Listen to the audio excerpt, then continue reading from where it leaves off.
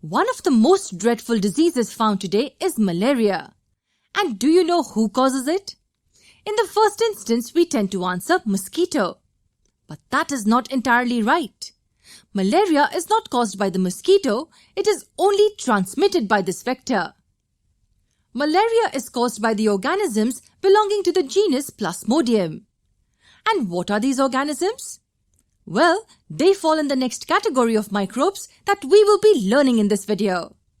The third category of microorganisms, these are called the Protozoa. As the name suggests, proto stands for primitive, while zoan means animal.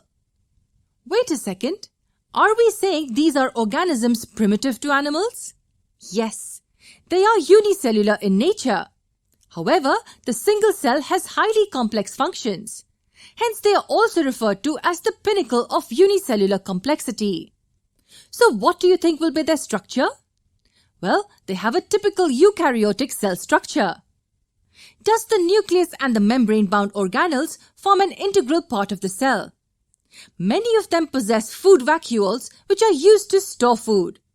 And these cells do not have a cell wall. Are there any more special features?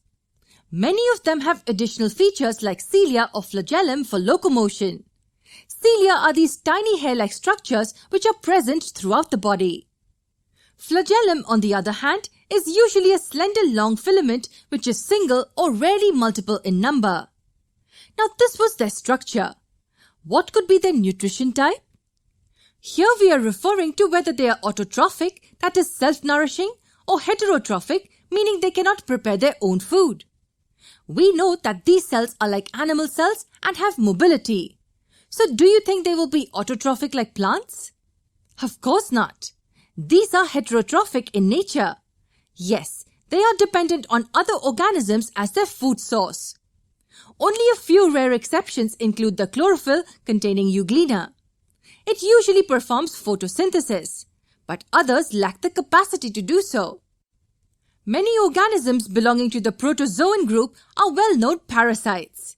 They derive nutrition directly from the body of living organisms.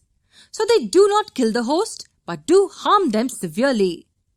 A few commonly known examples of protozoans include amoeba, euglena, paramecium, and the disease-causing Plasmodium. This was about the third category, that is the protozoa. In the next video, we will discuss the last type, that is the algae, in detail.